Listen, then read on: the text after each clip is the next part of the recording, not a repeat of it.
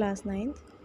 बच्चों, आज दिनांक 28 मई सन 2021, दिन शुक्रवार, विषय हिंदी, उप विषय गद्य, प्रकरण पाठ 5 तोता, लेखक रविंद्रनाथ टैगोर। बच्चों, इस पाठ में हमारा ये खाली एक ही पैरा गद्यांश रह गया है। इसको लिखने के बाद हमारा जो अगला पाठ होगा वो है सड़क सुरक्षा यातायात नियम। बच्चों, ये केवल पढ़ने के लिए है, इसमें हमें कुछ लिखना नहीं है, ठीक है। हाँ, तो हम आते हैं अपने पैराग्राफ की तरफ। देखिए, तोता दिन पर दिन भद्र रीति के अनुसार अधमरा होता गया। अभिभावकों ने समझा कि प्रगति काफ़ी आशाजनक हो रही है, फिर भी पक्षी स्वभाव के एक स्वाभाविक दोष से तोते का पिंड अब भी छूट नहीं पाया था। सुबह होते ही वह उजाले की ओर टुकुर टुकुर निहारने लगता था और बड़ी ही अन्याय भरी रीति से अपने डैने फड़फड़ाने लगता।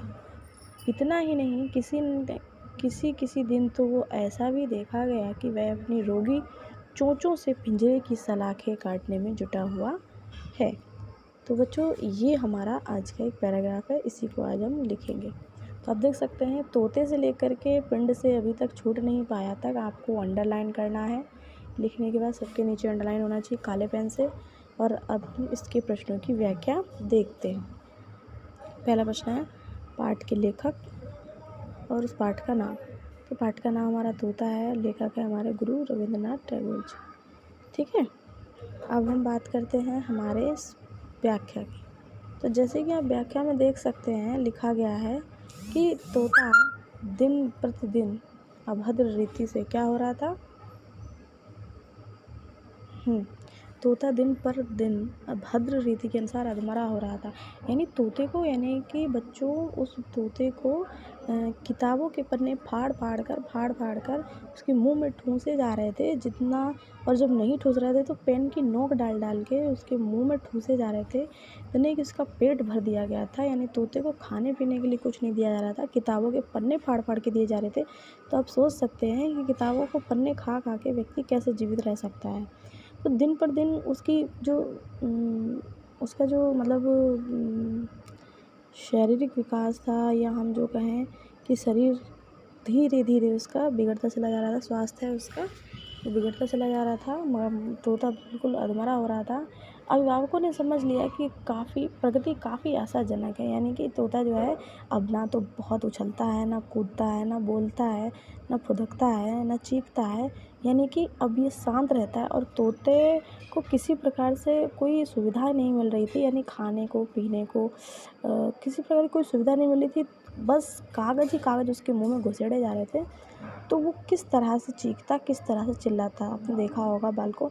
जिस तरह से कोई व्यक्ति खाता पीता चलता तो स्वस्थ रहता है, खाता पीता रहता है, और जब उसे खाने को नहीं मिलेगा तो धीरे धीरे उसकी हालत दिन प्रतिदिन गिरती चली जाती है। यानी वो धीरे धीरे चलना या फिरना या एक जगह से उठना बैठना सब उसका धीरे धीरे कमज़ोर होता चला जाता है। लेकिन तोता कमज़ोर हो रहा था, लोगों को लग रहा था कि हाँ, उसमें काफ़ी प्रोग्रेस हो रही है, यानी विकास हो रहा है, वो अब उछलता कूदता नहीं है, परेशान भी नहीं करता है, यानी उसमें अंदर कुछ नियम कानून लागू हो रहे हैं, धीरे धीरे वो सीख रहा है। फिर भी पक्षी स्वभाव के एक स्वाभाविक दोष से, यानी पक्षियों का बच्चों एक स्वाभाविक दोष होता है, पक्षियों का ही क्या हम कह दें, हम मनुष्यों का भी एक अंदर का एक गुण होता है कि अगर हम कहीं फंस जाते हैं या हम किसी समस्या में आ जाते हैं तो हम उस समस्या से निकलने की पूरी कोशिश करते हैं, ठीक है। तो चाहे इसे हमारा आप दोष मान लीजिए, चाहे हमारा इसे आप गुण मान लीजिए, तोते का भी एक ये दोष था कि वो क्या कर रहा था, वो पिंड से छूट नहीं पा रहा था। वो सुबह होते ही क्या करने लगता था, टुकुर टुकुर निहारने लगता था और अपने पंख फड़फड़ाने लगता था ताकि मैं किसी तरह इसमें से निकल सकूं। लेकिन वो नहीं निकल पा रहा था। फिर उसने दिमाग लगाया, क्यों ना अपनी रोगी चोंच से पिंजरे की सलाखों को काटा जाए। लेकिन तब भी उन सलाखों को वो काट नहीं पा रहा था। हम मनुष्य भी हैं बच्चों, अगर हमारे सामने कभी हमारे घर में सांप आ जाए या या कुछ बिच्छू वगैरह निकल आता है, छोटी छोटी समस्या आ जाती है तो हम भी उनको क्या करते हैं, मार देते हैं, ठीक है। या कोई बड़ी समस्या हमारे आगे आ जाता है तो हम उससे निपटने की पूरी कोशिश करते हैं, तो ये हमारा दोष है। अगर हम कहीं फंस गए हैं, हम मान लिया हम कभी पिंजरे में फंसे हैं या किसी जाल में फंस गए हैं, तो हम भी तो उसमें से निकलने की कोशिश करते हैं। मान लिया नदी में गिर गए हैं तो तैरने की कोशिश करते हैं, बाहर निकलने की कोशिश तो करते ही हैं। तो ये एक मनुष्य का स्वाभाविक गुण होता है कि वो अगर किसी परेशानी में फंसता है तो वो उसमें से निकलने के लिए हाथ पैर मारता ही है। तो तोते ने भी वही काम किया था, लेकिन वो उसमें से छूट नहीं पा रहा था और वो पिंजरे को काटने की कोशिश कर रहा था, जिसे देखकर वहाँ के चौकीदारों ने भी उसको मना कर दिया और फिर उसके लिए लोहे का पिंजरा तैयार किया गया। तो जो इस पैराग्राफ में आपको यही बताया गया है, ठीक है। ये देखिए, लेखक का कहना है कि तोते को दिन प्रतिदिन बड़ी अभद्र रीति से पढ़ाया जा रहा था, अर्थात उस पर अत्याचार किए जा रहे थे। कागज़ फाड़ फाड़ कर, कलम की नोक से ठूस ठूस कर, हाँ बच्चों, कि कलम की नोक से कागज़ ठूस ठूस के उसके मुंह में भरे जा रहे थे और उसे खाने पीने को नहीं दिया जा रहा था, जिस कारण तोता दिन प्रतिदिन अधमरा होता जा रहा था। राजा ने सोचा कि तोते को किसी चीज़ की कोई कमी नहीं हो रही है, बल्कि जो तोता है ना,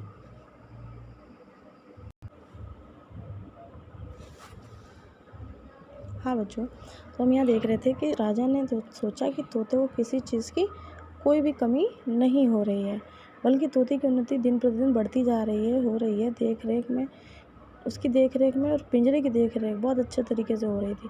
तोता एक पक्षी है और पक्षियों का स्वभाव होता है कि वे अगर पिंजरे में बंद हो जाएं तो पिंजरे को अपनी चोंच के हथियार से काटने की कोशिश करते हैं। वह तोता भी उस सोने के पिंजरे को काटने की कोशिश दिन भर करता रहता था और बाहर निकलने के लिए परेशान रहता था, ठीक है बच्चों। इसके बाद हमारा तीसरा प्रश्न है, सुबह होते ही तोता क्या करने लगता था। यहाँ पर एक बच्चों प्रश्नवाचक चिन्ह लगा देंगे, करता रहता था। तो उत्तर में लिखिए, सुबह होते ही तोता सूर्य की रोशनी की तरफ देखने लगता और अपने पंख फड़फड़ाने लगता था। किसी किसी दिन तो अपनी रोगी चोंचों से वह पिंजरे की सलाखों को भी काटने में लग जाता था। ये बच्चों हमारा पाठ समाप्त हो रहा है और ये जो हमारा पाठ है सड़क सुरक्षा यातायात के नियम, बच्चों ये सिर्फ पढ़ने के लिए हैं, आपके कोर्स में है, तो इसे हम थोड़ा सा आपको, आज मैंने एक पेज की फ़ोटो यानी कि 2 टुकड़े में लिया है, एक ये और एक ये, आज हम इतना ही पढ़ेंगे।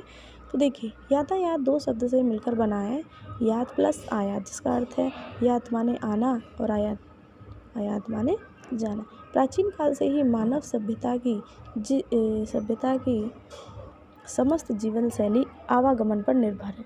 आवागमन यानी बच्चों आना और जाना, ठीक है। आधुनिक काल में बढ़ते संसाधन, यानी इस समय आप देख सकते हैं कि रोडों पर जो वाहनों की चलने वाली संख्या है वो कितनी ज़्यादा हो गई है। पहले इंसान पद यात्रा यानी कि पैदल यात्रा करता था, उसके बाद उसने बैलगाड़ी इत्यादि बनाई और आज का वो आधुनिक समय आ गया है कि आप मोटरसाइकिल, कार, बस, ट्रक, इतने सारे वाहन हो गए हैं कि सड़क पर चलना मुश्किल हो जाता है। आप देख सकते हैं आधुनिक काल में बढ़ते हुए संसाधन एवं विकास क्षेत्र को देखते हुए देश में ही नहीं संपूर्ण विश्व में यातायात संबंधित बहुत महत्वपूर्ण नियम बन गए, क्योंकि लोगों को सड़क पर वाहन चलाने के साथ साथ सड़क पर चलने के जो नियम हैं वो बनाए गए हैं ताकि मनुष्य उनका पालन करे और अपने जीवन को सुरक्षित रख सके, क्योंकि इससे न केवल यातायात बड़ा सुगम सा बनता है, बल्कि सड़क दुर्घटना में होने वाले भयावह खतरों से भी मनुष्य बचता है। आम जनता, खास तौर से युवा वर्ग के लोगों में अधिक जागरूकता लाने के लिए इसे शिक्षा, सामाजिक जागरूकता इत्यादि आयामों से जोड़ा जाना प्रासंगिक है, क्योंकि विश्व में सड़क यातायात में जो मौतें होती हैं, जो जख्मी होते हैं, ये एक असाधारण घटना हो गई है, एक साधारण सी घटना हो गई है बच्चों। विश्व स्वास्थ्य संगठन के अनुसार प्रतिवर्ष 10 लाख से अधिक सड़क हादसों के शिकार व्यक्तियों की मौत हो जाती है। आप समझ रहे हैं बच्चों, यहाँ पर क्या कहा जा रहा है कि हमारे देश में ही नहीं विश्व में जो यातायात से मौतें हो रही हैं, आप समझ रहे होंगे कि कुछ लोग जो हैं बड़े तरीके से सड़क पर अपने वाहनों को चलाते हैं। कुछ लोग क्या है बहुत ही बुरी तरीके से वाहनों को चलाते हैं, फुल स्पीड में चलाते हैं। और जहाँ तक बात कही गई है यहाँ पर हमारी युवा पीढ़ी की, युवा वर्ग के जो लोग होते हैं उनमें अधिक जागरूकता लाने की बात कही गई है। क्यों? और क्योंकि युवा वर्ग के जो लोग हैं उनमें आजकल बाइक चलाना हो गया या कार चलाना हो गया, तो वो या साइकिल चलाना हम जिसे कहें, वो इतनी तेज़ गति से साइकिल चलाते हैं, उन्हें ऐसा लगता है कि हम रोड पर चल रहे हैं तो हमसे किसी और की गाड़ी होनी नहीं चाहिए, हम सबसे आगे होने चाहिए। तो इस वजह से उन युवा वर्ग के लोगों के लिए ही जो यातायात से संबंधित नियम है उन्हें पहुंचाने के लिए शिक्षा और सामाजिक जागरूकता लानी अति आवश्यक है।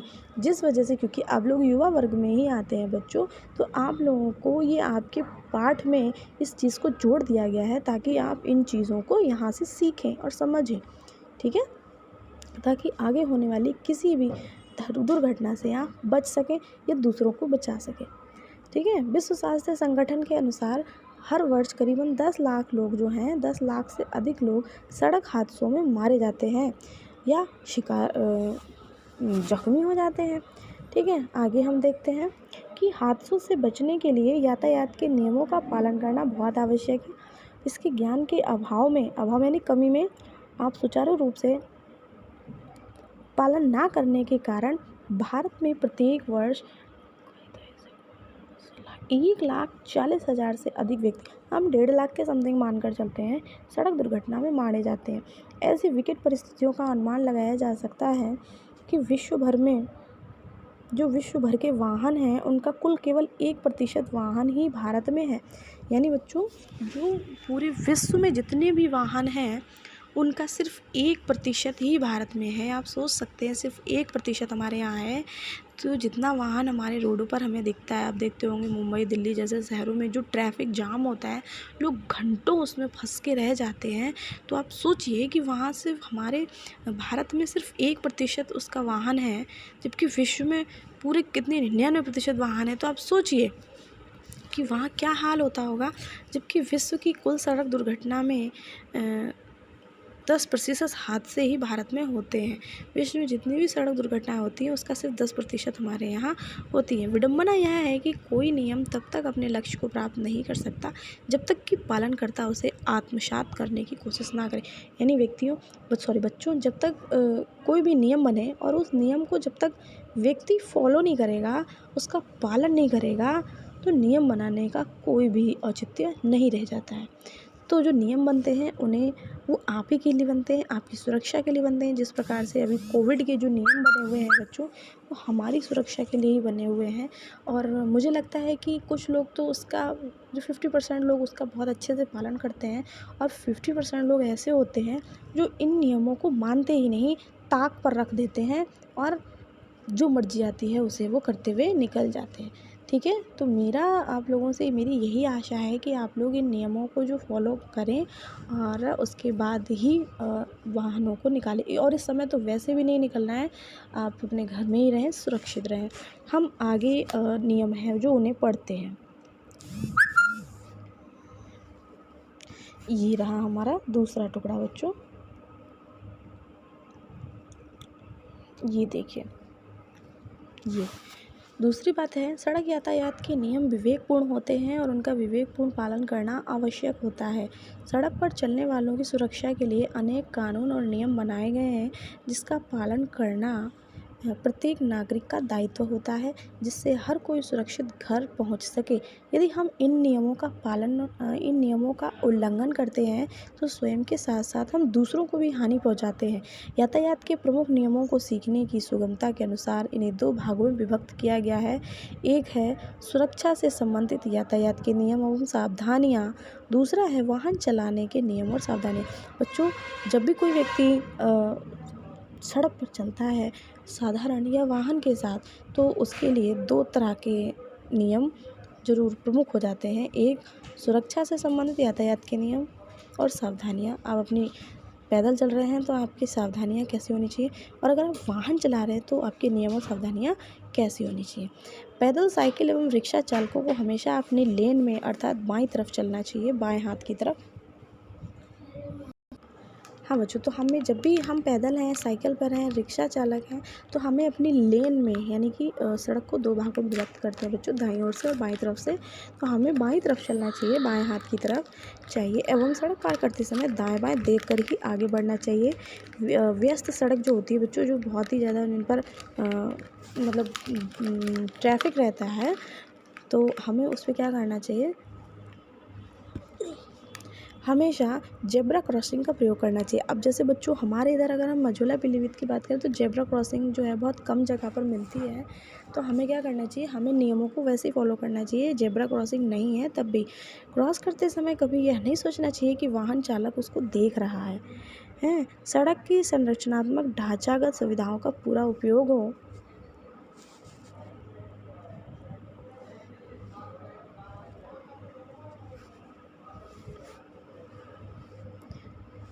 सड़क कहाँ तक थे, हाँ जी, कि सड़क की संरचनात्मक ढांचागत सुविधाओं का पूरा उपयोग हो, इसलिए सबवे यानी कि तल मार्ग, फुट ओवर ब्रिज का पालन करना नियमगत करना आवश्यक होता है। सबवे यानी कि जो बच्चों हमारा ज़मीन पर मार्ग होता है, ठीक है, फुट मार्ग जिसे हम कहते हैं, और एक होता है ओवर ब्रिज यानी कि एक ऊपर पुल टाइप जो होता है ना, उस पर से ऊपर से निकल जाने के लिए, ताकि नीचे के वाहन आराम से निकल सकें। शॉर्टकट या आसान रास्ते खोजना खतरनाक हो सकता है। जो रास्ते हैं आप उन्हीं पर आराम से चलिए। तो ये बच्चों आज जो आपके लिए कुछ नियम थे, और इसके साथ ही कल भी इसका थोड़ा सा टुकड़ा है जो मैं आपको पढ़ा दूँगी, ठीक है। तो हमारे जो कुछ बच्चे हैं हमारी क्लास के, मैं चाहती हूँ जो बच्चे हैं वो नियमों का पालन करते हुए ही सड़क को पार करें और सुरक्षित रहें। धन्यवाद।